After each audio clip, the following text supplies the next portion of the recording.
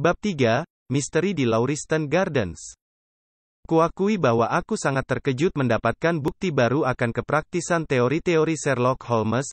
Respekku terhadap kemampuan menganalisisnya meningkat pesat. Tapi aku masih merasa curiga kalau seluruh kejadian ini merupakan rekayasa belaka, sengaja direncanakan untuk membuatku kagum. Aku memperhatikan Holmes yang telah selesai membaca surat itu dan tampaknya tenggelam dalam pikirannya sendiri. Dari mana kau bisa menduganya? Tanyaku. Menduga apa? Tanya Holmes, jengkel karena diganggu. Bahwa dia pensiunan sersan marinir. Aku tidak punya waktu untuk menjelaskan perkara sepele, tukasnya. Maafkan kekasaranku, katanya kemudian. Kau menerobos rangkaian pikiranku, tapi mungkin ada baiknya. Jadi kau benar-benar tidak bisa melihat kalau pria itu sersan marinir? Tidak, sungguh, kataku. Lebih mudah untuk mengetahuinya daripada menjelaskannya. Kau juga akan mengalami kesulitan kalau diminta membuktikan 2 tambah 2 sama dengan 4, bukan? Tapi baiklah akan kucoba. Dari seberang jalan saja aku sudah bisa melihat tato jangkar biru besar di punggung tangan orang itu. Itu berarti dia seorang pelaut. Pembawaannya khas militer, begitu juga potongan cambang dan jenggotnya. Dari situ kita menyimpulkan bahwa dia marinir. Sikapnya yang berwibawa dan penuh percaya diri menunjukkan bahwa dirinya cukup penting. Lihat saja cara dia menegakkan kepala dan mengayunkan tongkat. Semua ciri itu membuatku yakin bahwa dia pensiunan sersan marinir. Luar biasa, seruku. Biasa saja, kata Holmes, meskipun kulihat wajahnya memancarkan perasaan senang. Nah, tadi kukatakan tak ada kasus kejahatan yang layak diselidiki. Rupanya aku keliru. Lihat ini. Ia melemparkan surat yang dibawa pensiunan sersan tadi. Astaga, seruku, saat membaca surat itu sekilas, ini mengerikan. Memang tidak bisa dikatakan biasa, kata Holmes tenang, tolong bacakan surat itu keras-keras. Inilah surat yang kubacakan untuk Holmes, Mr. Sherlock Holmes yang baik. Kejadian aneh terjadi semalam di Lauriston Gardens nomor 3, tak jauh dari Brixton Road.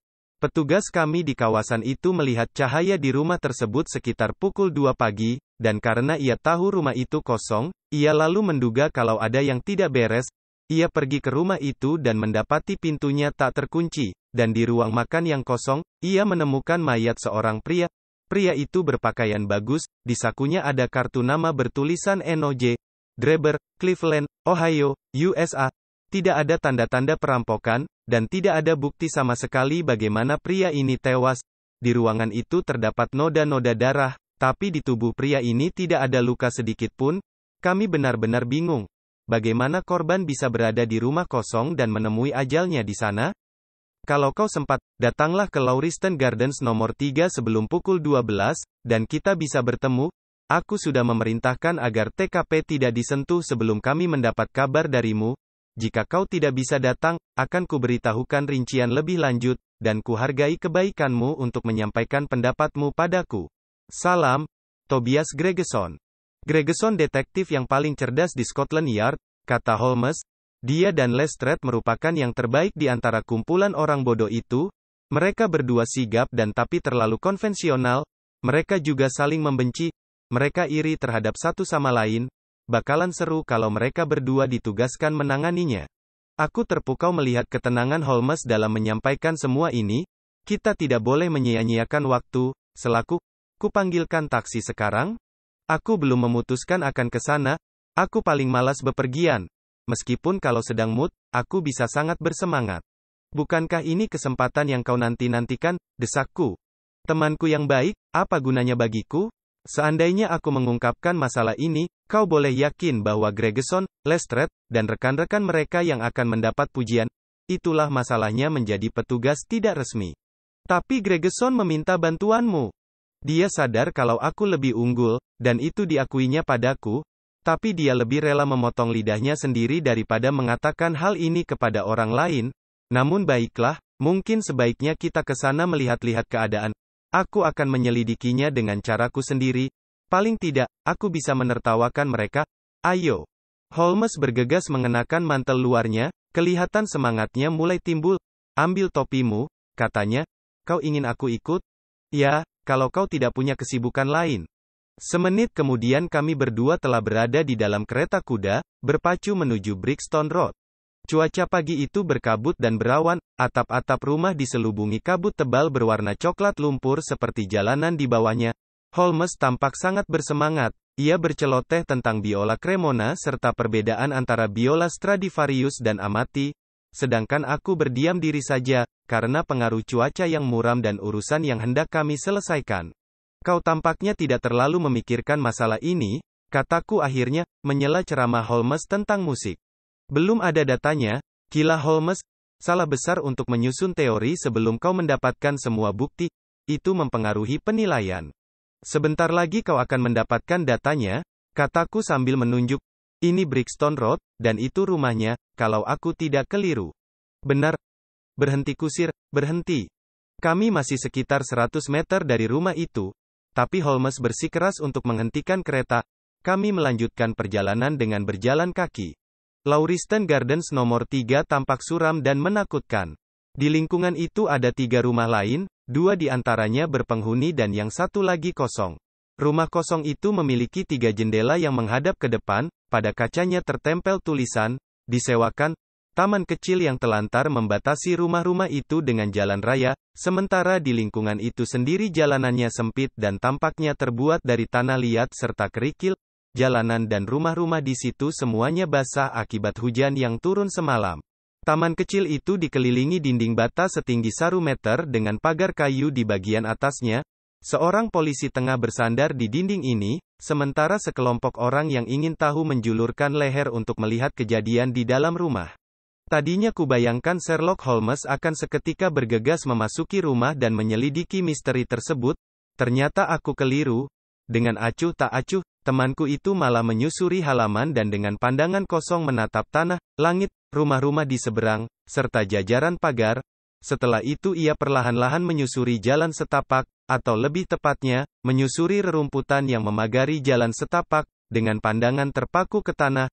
2 kali ia berhenti, dan sekali kulihat ia tersenyum, lalu berseru penuh kepuasan, ada banyak jejak kaki di tanah basah tersebut, tapi karena polisi telah berkeliaran di sana, aku tidak tahu bagaimana temanku berharap dapat mempelajari sesuatu dari sana.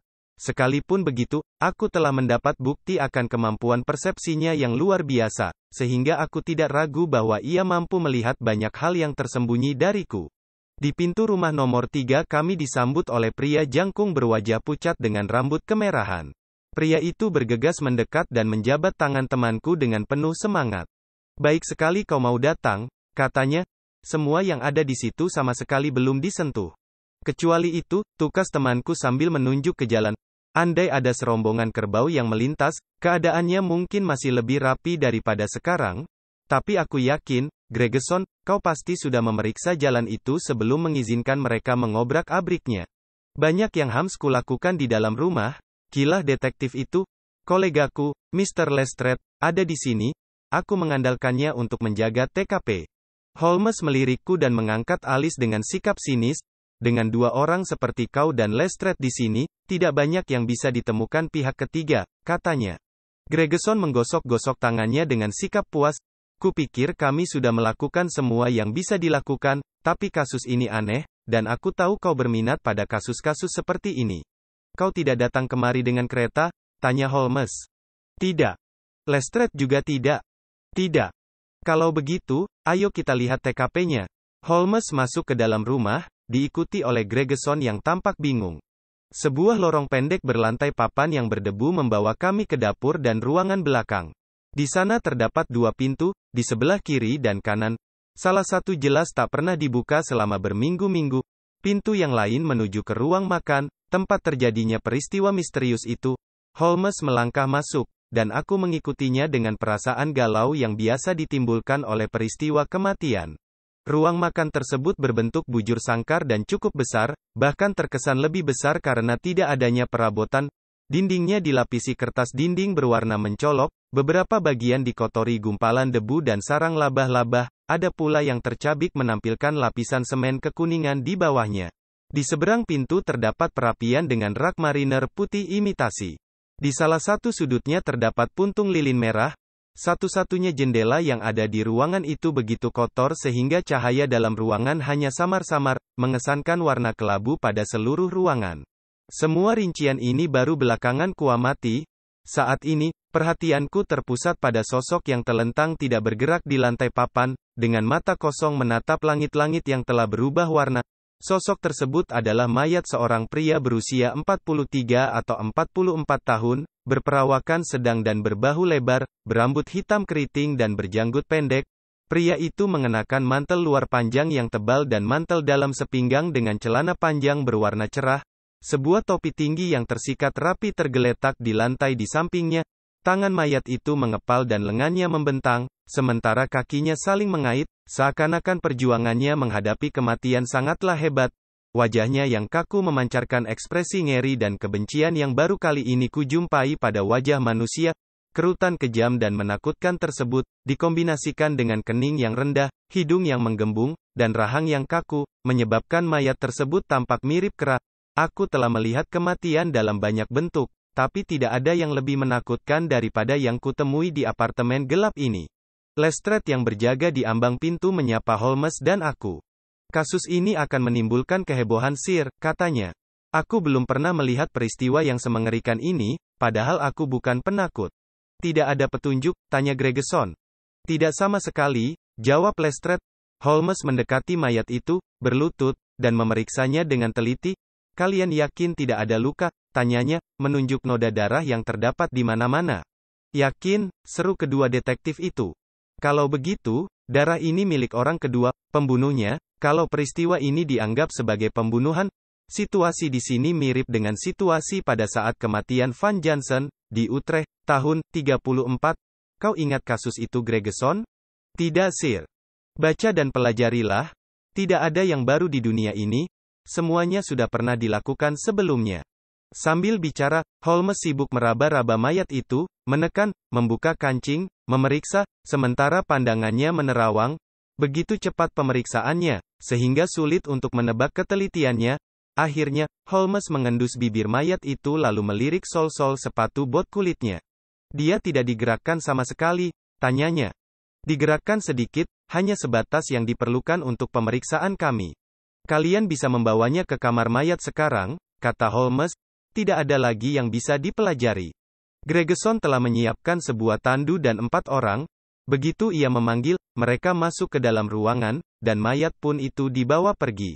Sewaktu mereka mengangkatnya, sebuah cincin bergulir jatuh dan menggelinding di lantai.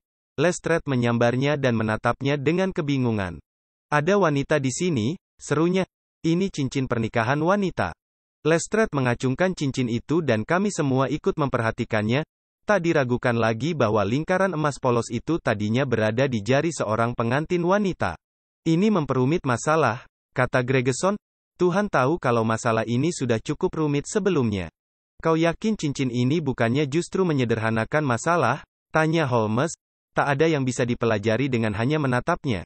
Apa yang kau temukan di saku mayat itu? Ada di sini semuanya. Jawab Gregeson, menunjuk berbagai benda yang ada di anak tangga terbawah. Arloji emas, nomor 97163, buatan Baraud, London. Rantai emas buatan Albert, sangat berat dan kokoh. Cincin emas, penjepit emas berkepala bulldog dengan mata batu rubi. Tempat kartu nama buatan Rusia, dengan kartu-kartu nama Eno J. Dreber dari Cleveland. Ini cocok dengan inisial EJD. Pada pakaiannya. Tak ditemukan dompet. Tapi ada uang sebanyak 7 pound 13 penny, buku saku Decameron karya Boccaccio dengan nama Joseph Stangerson di halaman dalamnya. 2 surat, yang satu ditujukan kepada E.J. Dreber dan satu lagi kepada Joseph Stangerson. Alamatnya, American Exchange, Strand, untuk disimpan diambil. Keduanya dari Guion Steamship Company dan berisi data pelayaran kapal mereka dari Liverpool. Jelas bahwa pria yang malang ini bermaksud kembali ke New York. Kau sudah mengadakan penyelidikan tentang orang bernama Stangerson ini? Aku langsung melakukannya Sir. Aku sudah memasang iklan di semua koran dan mengutus seorang anak buahku untuk pergi ke American Exchange, tapi dia belum kembali. Kau sudah mengirim kabar ke kepolisian Cleveland? Kami mengirim telegram tadi pagi. Bagaimana bunyinya? Kami menceritakan situasinya, dan mengatakan bahwa kami akan senang seandainya mereka memiliki informasi yang dapat membantu kami. Kau tidak merinci, apa tepatnya yang ingin kau ketahui? Aku bertanya tentang Stangerson. Tidak ada lagi, Kau tidak menanyakan sesuatu yang sebenarnya sangat penting untuk kasus ini? Kau tidak mau mengirim telegram lagi? Aku sudah mengatakan semua yang harus kukatakan, kata Gregerson dengan nada tersinggung.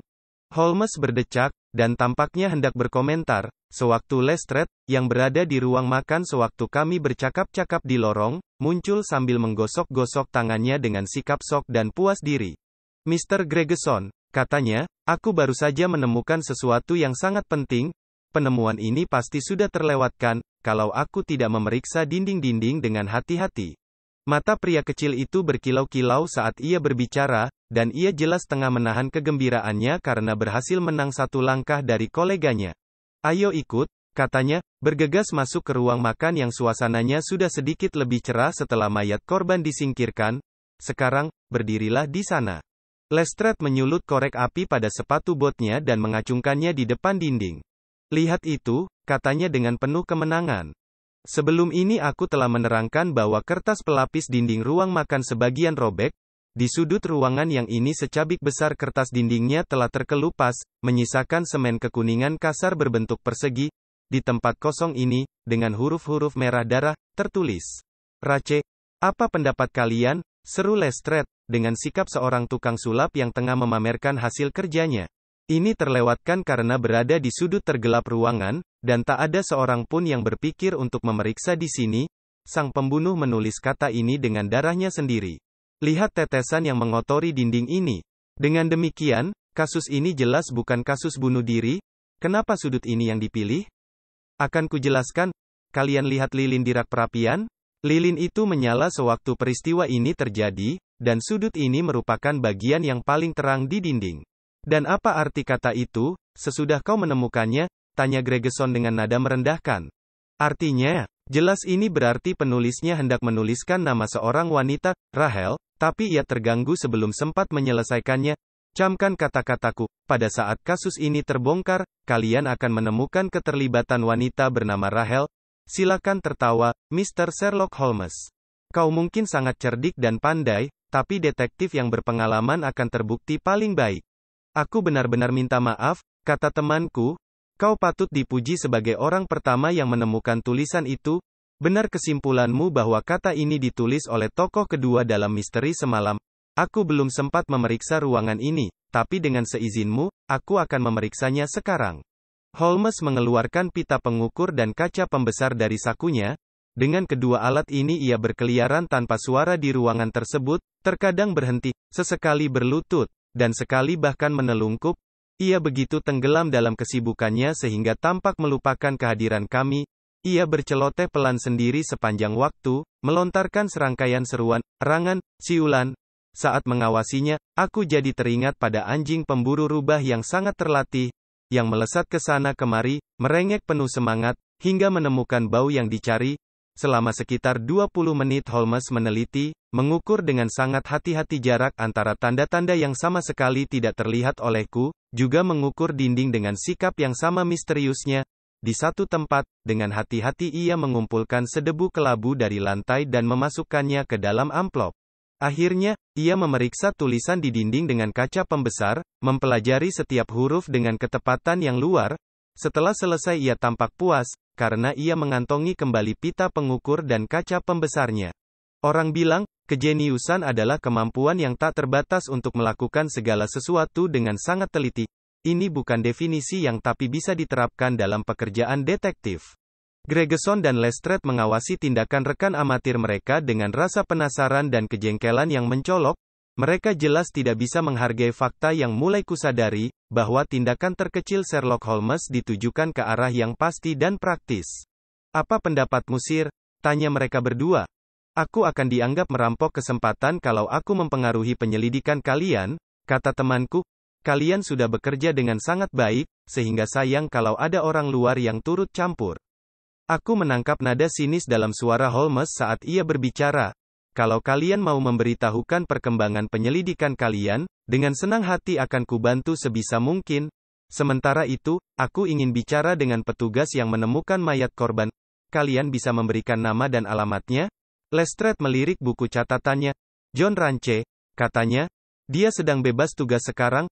Kau bisa menemukannya di Audley Court nomor 46, Kennington Park Gate. Holmes mencatat alamat tersebut. Ayo, dokter, katanya padaku, kita harus menemui orang ini. Omong-omong, akan kuberitahukan satu hal yang bisa membantu memecahkan kasus ini. Katanya kepada kedua detektif, memang sudah terjadi pembunuhan, dan pembunuhnya seorang pria. Tinggi pria itu lebih dari 180 cm, usianya tak lebih dari 40, telapak kakinya terlalu kecil dibandingkan dengan tingginya. Ia mengenakan sepatu bot kasar berujung persegi dan mengisap cerutu trikinopoli. Ia datang kemari dengan korban menggunakan kereta beroda 4, yang ditarik kuda dengan 3 ladam tua dan 1 yang masih baru di kaki depannya. Kemungkinan pembunuh ini berjanggut dan berkumis, kuku jari tangan kanannya sangat panjang. Itu hanya beberapa indikasi, tapi mungkin bisa membantu kalian. Lestrade dan Gregeson bertukar pandang sambil tersenyum tak percaya. Kalau orang ini dibunuh, bagaimana caranya? Tanya Lestrade. Racun? Jawab Holmes singkat sambil melangkah keluar. Satu hal lagi, Lestrade, tambahnya, berbalik di pintu. Rache adalah kata Jerman untuk pembalasan, jadi jangan membuang-buang waktumu dengan mencari Miss Rahel. Holmes berlalu setelah mengatakan itu, meninggalkan kedua rivalnya yang ternganga keheranan. Bab 4, Cerita John Ranche. Saat kami meninggalkan Lauriston Gardens nomor 3, waktu telah menunjukkan pukul 1 siang. Sherlock Holmes mengajakku ke kantor telegram terdekat dan mengirimkan sebuah telegram panjang. Setelah itu ia memanggil taksi, memerintahkan kusirnya untuk membawa kami ke alamat yang diberikan Lestrade. Tak ada yang bisa mengalahkan bukti dari tangan pertama, kata Holmes. Sebenarnya kesimpulanku sudah bulat mengenai kasus ini, tapi mungkin ada baiknya kita mempelajari semua yang bisa dipelajari. Kau membuatku kagum, Holmes, kataku. Benarkah kau sungguh-sungguh yakin tentang semua rincian yang kau beritahukan tadi? Yakin sekali, jawab Holmes. Begini, hal pertama yang kulihat sewaktu tiba di sana adalah 2 jalur bekas roda kereta yang meninggalkan jejak cukup dalam di tepi jalan. Hujan sudah seminggu tidak turun, jadi jejak roda kereta itu pasti baru timbul semalam. Aku juga menemukan jejak-jejak ladam kuda, yang satu lebih jelas dari 3 lainnya, menunjukkan bahwa ladam itu masih baru. Karena jejak kereta itu timbul sesudah hujan turun semalam, dan keretanya tadi pagi tidak ada di sana, Gregeson yang mengatakannya, jelas kereta itu datang pada malam hari. Berarti, kereta itulah yang membawa kedua orang yang terlibat dalam misteri ini ke rumah nomor 3. Tampaknya cukup sederhana, kataku, tapi bagaimana dengan tinggi badan si pembunuh? Tinggi seseorang, dalam 9 dari 10 bisa diperkirakan dari jarak langkahnya. Perhitungannya cukup mudah. Tapi aku tak mau membuatmu bosan dengan angka-angka. Pokoknya, aku menemukan jejak-jejak orang ini di tanah liat di luar rumah dan pada debu di dalam rumah. Lalu aku menghitung tingginya dengan caraku sendiri. Kebetulan, aku menemukan hal lain untuk mengecek hitunganku. Pada saat seseorang menulis di dinding, nalurinya menyebabkan ia menulis di atas ketinggian matanya sendiri. Nah, jarak tulisan itu dari lantai adalah 180 cm lebih sedikit. Mudah, bukan? Dan usianya? Tanyaku. Well, kalau orang bisa melangkah sejauh 135 cm tanpa susah payah, tak mungkin usianya lebih dari 40. Ada genangan lumpur di taman tempat si pembunuh dan korban pernah melintas. Korban yang mengenakan sepatu bot kulit mengitari genangan itu, tapi si pembunuh yang mengenakan sepatu berujung persegi melompatinya. Jejak mereka tampak jelas, tidak ada misteri dalam hal ini. Aku hanya menerapkan beberapa rumus pengamatan dan deduksi yang kutuliskan dalam artikel majalah. Ada lagi yang membingungkanmu. Kuku jari dan trikinopoli, kataku. Tulisan di dinding dibuat dengan jari telunjuk orang itu yang dicelupkan ke dalam darah. Lewat kaca pembesar kulihat lapisan semen di dindingnya agak tergores. Ini berarti orang itu berkuku panjang. Debu yang kukumpulkan dari lantai adalah abu cerutu trikinopoli. Aku secara khusus pernah mempelajari abu-abu cerutu, malah aku pernah menulis artikel tentang itu. Aku mampu membedakan abu cerutu atau tembakau bermerek apapun hanya dengan sekali lihat. Dalam hal-hal seperti inilah detektif seperti aku berbeda dengan detektif biasa seperti Gregeson dan Lestrade. Dan soal wajah berjambang? Tanyaku. Ah, itu tebakan yang berani, sekalipun aku tidak ragu akan kebenarannya. Kau tidak boleh menanyakan itu sekarang. Aku mengusap alis. Aku jadi pusing, kataku. Semakin dipikir, kasus ini terasa semakin misterius. Bagaimana kedua pria ini, kalau memang mereka berdua pria, bisa masuk ke rumah kosong? Bagaimana dengan kusir yang mengantar? Bagaimana seseorang bisa memaksa orang lain menelan racun? Dari mana darahnya? Apa tujuan pembunuhan ini? Karena ini jelas bukan perampokan. Bagaimana bisa ada cincin wanita di sana? Di atas semua itu, kenapa orang kedua menuliskan kata Jerman Rache sebelum pergi? Kuakui bahwa aku tidak mengerti bagaimana kita bisa menyatukan seluruh fakta ini. Temanku tersenyum menyetujui. Kau sudah menyimpulkan kesulitan-kesulitan situasi ini dengan cukup ringkas dan baik, katanya. Memang masih ada banyak ketidakjelasan, meskipun aku sudah membulatkan pikiran tentang fakta-fakta utamanya. Sedang mengenai penemuan Lestrade yang malang, itu hanya pengalih perhatian agar polisi melacak jejak yang salah. Mungkin si pembunuh ingin memberikan indikasi soal keterlibatan kaum sosialis Jerman dan organisasi rahasia. Tapi jelas kata itu tak ditulis oleh orang Jerman. Huruf A-nya, kalau kau perhatikan, sengaja ditulis agar mirip dengan gaya Jerman, padahal orang Jerman sendiri tidak menuliskannya sampai begitu. Ya, kita boleh yakin bahwa penulisnya bukan orang Jerman, melainkan seorang peniru yang ceroboh dan berlebihan. Aku tidak akan bercerita lebih jauh mengenai kasus ini, dokter. Kau tahu seorang pesulap tidak akan dihargai sesudah menjelaskan tipuannya, dan kalau kutunjukkan terlalu banyak metode kerjaku kepadamu, kau akan menyimpulkan bahwa aku orang yang sangat biasa. Aku tidak akan berpikir begitu, kataku. Kau orang pertama yang membuat ilmu deduksi begitu gamblang seperti ilmu eksakta. Wajah Sherlock Holmes memerah mendengar pujianku. Kuperhatikan ia memang sangat peka terhadap pujian atas kemampuannya sebagaimana gadis-gadis atas kecantikan mereka. Akan kuberitahukan satu hal lain, ujar Holmes. Korban dan pelaku datang dengan menggunakan kereta yang sama. Mereka berjalan menyusuri jalan setapak bersama-sama dengan sikap akrab, mungkin malah bergandengan tangan. Setelah tiba di dalam, mereka mondar-mandir dalam ruangan, atau tepatnya, korban berdiri diam sementara pelaku mondar-mandir. Aku bisa membaca semuanya dari jejak sepatu mereka. Dari cara berjalannya, kulihat pelaku makin lama makin bersemangat. Langkah kakinya makin lama makin lebar. Ia mondar-mandir sambil terus berbicara sampai amarahnya meledak dan pembunuhan itu terjadi. Nah, sudah kuceritakan semua yang ku ketahui, sedangkan sisanya hanyalah pelengkap. Dengan landasan kerja yang bagus itu, mari kita bergegas, karena aku ingin menonton konser Norman Neruda sore ini. Percakapan tersebut berlangsung saat taksi yang kami tumpangi tengah melaju melintasi serangkaian lorong serta jalan yang remang-remang dan suram. Di jalan yang paling gelap, kusir kami tiba-tiba menghentikan kereta. Audley Court di sebelah sana, katanya, menunjuk celah sempit di jajaran bata berwarna gelap. Akan kutunggu kalian di sini. Audley Court bukanlah tempat yang menarik. Lorong sempit itu membawa kami ke lapangan kecil yang dikelilingi perumahan kumuh. Kami melewati segerombolan anak yang kotor dan dekil, melewati jajaran spray yang telah luntur, hingga tiba di nomor 46. Pintu rumah itu dihiasi sekeping kecil kuningan dengan ukiran nama Ranche. Saat menanyakannya, kami diberitahu bahwa petugas tersebut sedang tidur, dan kami dipersilahkan menunggu di ruang tamu kecil. Ranche muncul tak lama kemudian, tampak jengkel karena tidurnya terganggu. Aku sudah menyampaikan laporanku di kantor, katanya. Holmes mengambil sekeping koin emas dari sakunya dan memutar-mutarnya. Kami pikir, sebaiknya kami mendengarnya secara langsung darimu.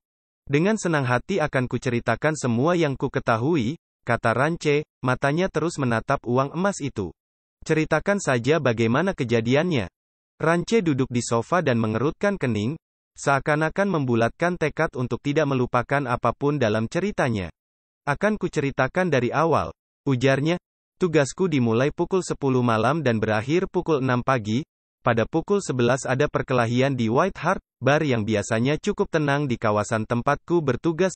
Pada pukul 1 hujan turun, dan aku bertemu Harry Murcher. Dia bertugas di kawasan Holland Grove dan kami bercakap-cakap di sudut Henrietta Street. Mungkin sekitar pukul 2, kuputuskan untuk berkeliling dan melihat situasi di Brixton Road. Tempat itu sangat kotor dan sunyi.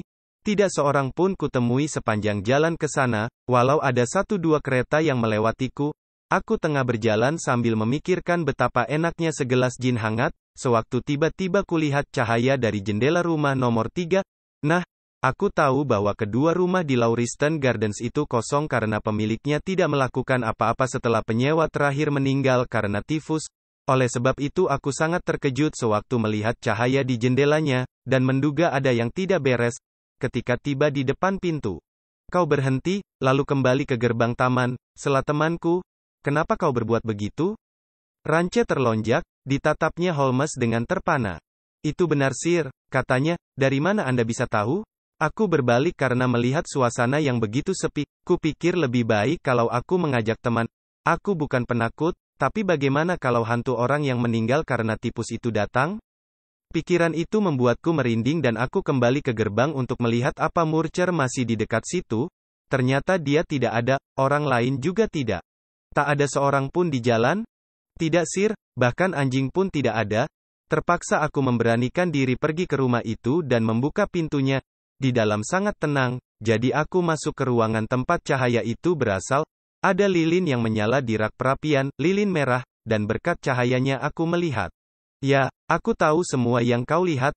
Kau mondar-mandir dalam ruangan itu beberapa kali, kau berlutut di samping mayat korban, lalu kau melewatinya dan memeriksa pintu dapur. John Rance melompat bangkit, ekspresi wajahnya ketakutan, sementara matanya memandang curiga.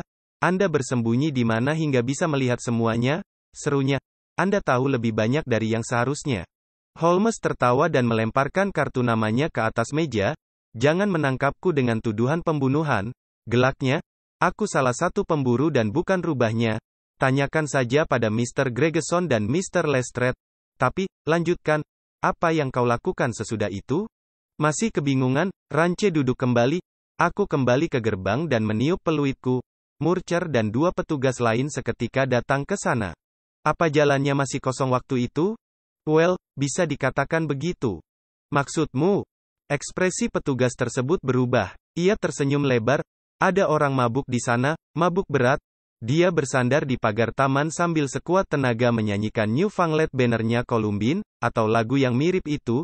Dia tidak bisa berdiri, apalagi membantu kami. Kau bisa memberi gambaran tentang orang itu? Tanya Holmes. Rance tampak agak jengkel mendengar permintaan yang menurutnya tak ada hubungannya itu. Pokoknya dia mabuk berat, jauh lebih parah daripada pemabuk-pemabuk yang biasa kutemui. Andai saat itu kami tak disibukkan oleh misteri tersebut, dia pasti sudah kami tangkap. Wajahnya? Pakaiannya? Apa kau sempat memperhatikan? Sela Holmes dengan tidak sabar. Rasanya aku sempat memperhatikan, karena aku terpaksa memapahnya. Aku dan Murcher bersama-sama. Dia bertubuh jangkung, dengan wajah kemerahan, berjanggut. Cukup, tukas Holmes. Apa yang terjadi padanya? Kami kan sedang sibuk, mana ada waktu untuk memperhatikan dirinya? Jawab Rance dengan nada jengkel. Kurasa dia berhasil tiba di rumahnya dengan selamat. Bagaimana pakaiannya? Mantel panjang coklat. Dia membawa cambuk? Cambuk? Tidak. Dia pasti meninggalkannya, gumam temanku. Kau tidak kebetulan melihat kereta atau mendengar bunyinya sesudah itu? Tidak. Ini untukmu, kata Holmes, memberikan uang emas yang dipegangnya. Ia bangkit dan mengambil topinya. Sayang sekali, Rance, kau tidak akan pernah naik pangkat. Kepalamu itu seharusnya digunakan, bukan hanya sebagai hiasan. Sebetulnya kau bisa mendapatkan pangkat sersan semalam. Orang yang kau papa itu adalah kunci misteri semalam, dan dialah yang kami cari. Tapi tak ada gunanya meributkannya sekarang. Ayo, dokter. Kami menuju ke taksi bersama-sama, meninggalkan informan kami dalam keadaan tertegun dan jelas-jelas tidak nyaman. Orang tolol, kata Holmes dengan pahit, saat kami menempuh perjalanan pulang. Pikirkan saja, mendapat keberuntungan sebesar itu, dan tidak meraihnya. Aku masih bingung. Memang benar bahwa deskripsi pemabuk itu cocok dengan gagasanmu tentang pihak kedua dalam misteri ini, tapi untuk apa dia kembali ke rumah itu? Bukan begitu cara penjahat? Cincinnya, sobat, cincinnya. Dia kembali untuk cincin itu? Kalau tidak ada cara lain untuk menangkapnya, kita bisa memancingnya dengan cincin itu. Aku akan menangkapnya, dokter, aku pasti bisa menangkapnya. Aku harus berterima kasih padamu. Kalau bukan karena doronganmu, aku mungkin tidak akan pergi, dan dengan begitu melewatkan pelajaran terbaik yang pernah kutemui. Penelusuran benang merah, Bagaimana kalau kita gunakan nama itu untuk penyelidikan kita? Memang ada benang merah pembunuhan dalam kumparan kehidupan yang tanpa warna. Tugas kitalah untuk melusurinya, menguraikannya, dan meluruskannya. Sekarang mari kita makan siang, sesudah itu menyaksikan Norman Neruda. Serangan dan bungkukan badannya luar biasa. Apa judul karya Chopin yang dimainkannya dengan begitu mengagumkan itu? Tralalalirairalai. Sambil menyandar di kereta, anjing pemburu amatir ini berceloteh bagai burung gagak, sementara aku merenungkan keunikan otak manusia.